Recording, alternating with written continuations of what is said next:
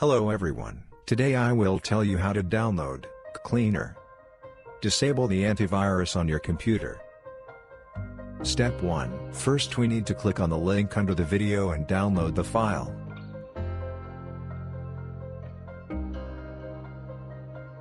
Step 2. Next we need to unpack the file and enter the password for the archive. This password is also found below the video in the description.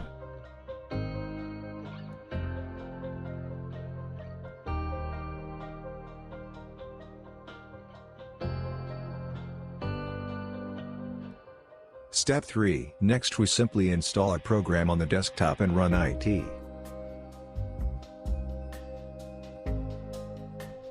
While I am installing the program, you can like and subscribe to the channel.